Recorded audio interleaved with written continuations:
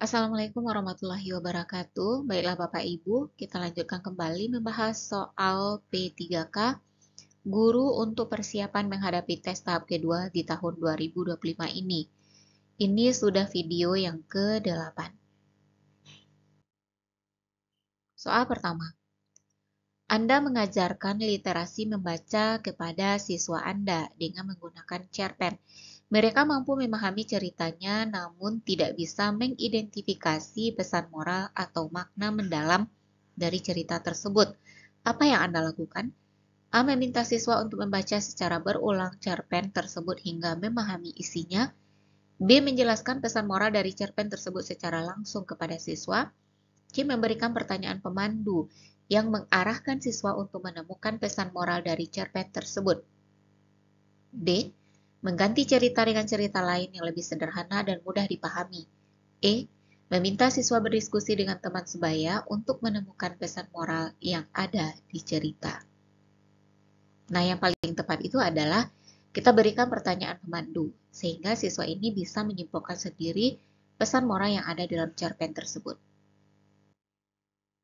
Soal kedua, Anda adalah seorang guru yang menyelesaikan pembelajaran tentang cara membaca grafik.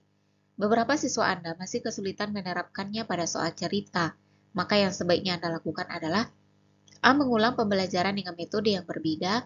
B. Memberikan kesempatan kepada siswa untuk bertanya.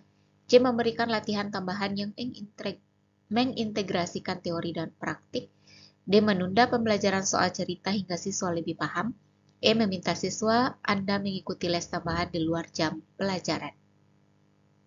Yang tepat itu adalah kita berikan latihan tambahan yang bisa mengintegrasikan teori dan praktik, sehingga siswa ini nanti paham tentang cara pembelajaran membaca grafik yang diterapkan pada soal cerita.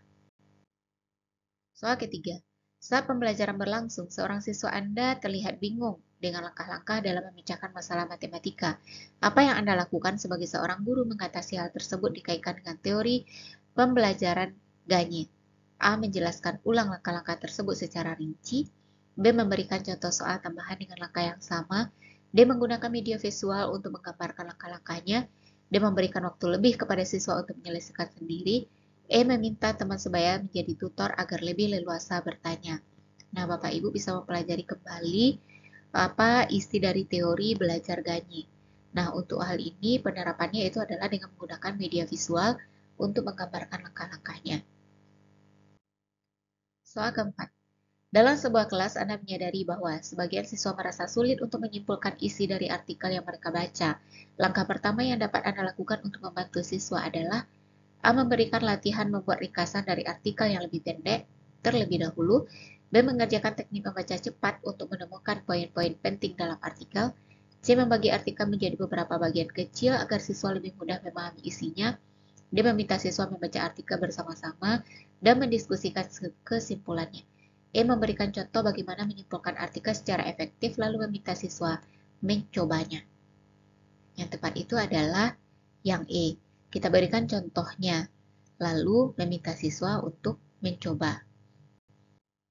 Soal kelima, Anda sedang mengajarkan materi sastra. Salah seorang siswa Anda mengajukan pertanyaan yang tidak relevan dengan topik yang sedang Anda ajarkan, namun sangat penting bagi pemahaman siswa tersebut terhadap konteks cerita. Maka sikap Anda adalah A. Mengabaikan pertanyaan siswa tersebut karena tidak relevan dengan materi yang sedang dibahas. B. Meminta siswa untuk mencari jawabannya sendiri di luar jam pelajaran nantinya. C. Menjawab pertanyaan siswa tersebut secara singkat dan mengaitkan kembali dengan materi yang sedang dipelajari. D. Menunda menjawab pertanyaan tersebut dan memfokuskan kelas pada materi yang sedang dibahas. E. Melemparkan pertanyaan pada siswa lain untuk didiskusikan bersama. Nah, ini biasa terjadi pada saat kita menjelaskan topik tertentu, ternyata ada saja siswa yang menyeletuk mengajukan pertanyaan di luar konteks. Yang paling tepat itu sikap kita itu adalah jawab secara singkat terlebih dahulu. Lalu kalau dapat kita kaitkan dengan materi yang sedang dipelajari sehingga dia kembali fokus terhadap pelajaran yang sedang dipelajari. Soal ke-6. Di kelas Anda ada seorang siswa yang memiliki cacat fisik dan itu menjadi bahan bulian bagi teman sekelasnya. Maka sikap Anda adalah A. Menghukum siswa yang membuli karena akibat buliannya kelas menjadi kacau. B. Membiarkan kejadian itu karena Menuntaskan materi pelajaran yang sangat padat adalah lebih penting. C. Mengingatkan pada siswa yang membuli agar saling menghargai karena setiap orang memiliki harga diri. D. Mendiskusikan kepada seluruh siswa tentang menghargai dan menerima kekurangan dan kelebihan orang lain dan mengajarkan konsep bersyukur. E. Menegur siswa yang mengejek dan melaporkannya kepada guru BK agar mendapat hukuman. Nah, kalau yang jawabannya menghukum itu kita hilangkan atau tidak boleh digunakan menghukum siswa. Yang A itu bukan merupakan jawaban yang tepat. Yang tepat itu adalah kita diskusikan kepada seluruh siswa tentang menghargai dan menerima kekurangan dan kelebihan orang lain, lalu mengajarkan kepada mereka tentang konsep bersyukur. Soal ke-7.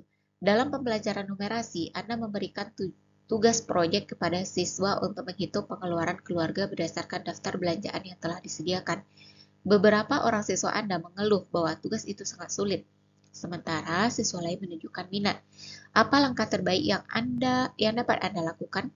A. Membatalkan tugas proyek dan menggantikannya dengan soal hitungan sederhana agar siswa lebih mudah dalam mengerjakannya. B. Meminta siswa menyelesaikan tugas masing-masing tanpa memberikan arahan lebih lanjut agar bisa mandiri. C. Membagi kelompok berdasarkan kemampuan siswa sehingga mereka bisa saling membantu dalam menyelesaikan tugas. D. Memberikan contoh penyelesaian yang rinci lalu membiarkan siswa meniru langkah tersebut.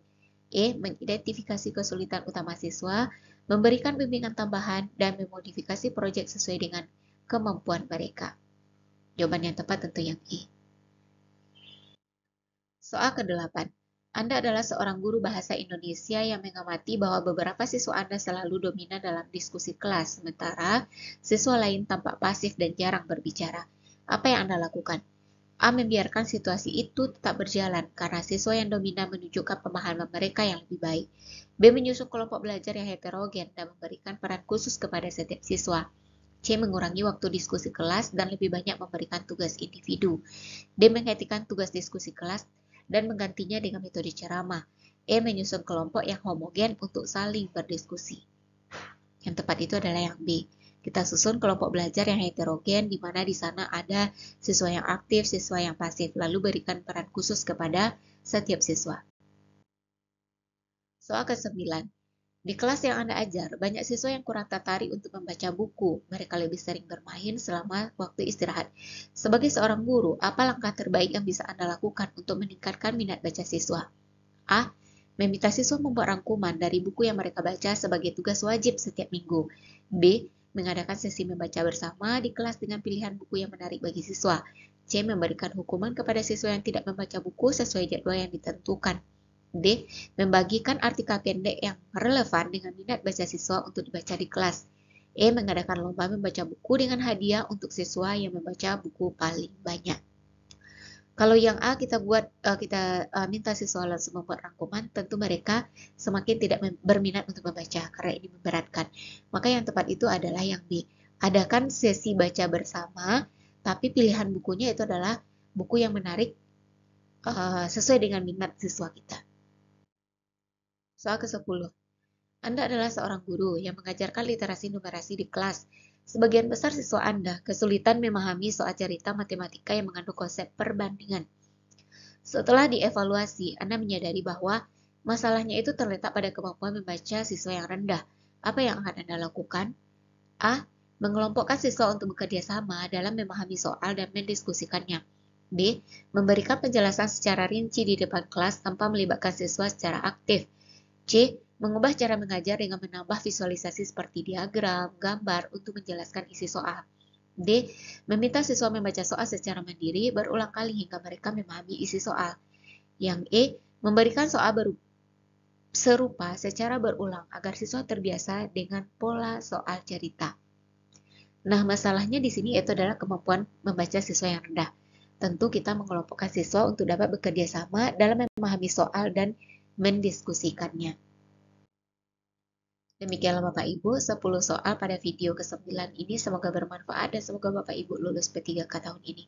Demikian saja, Assalamualaikum warahmatullahi wabarakatuh.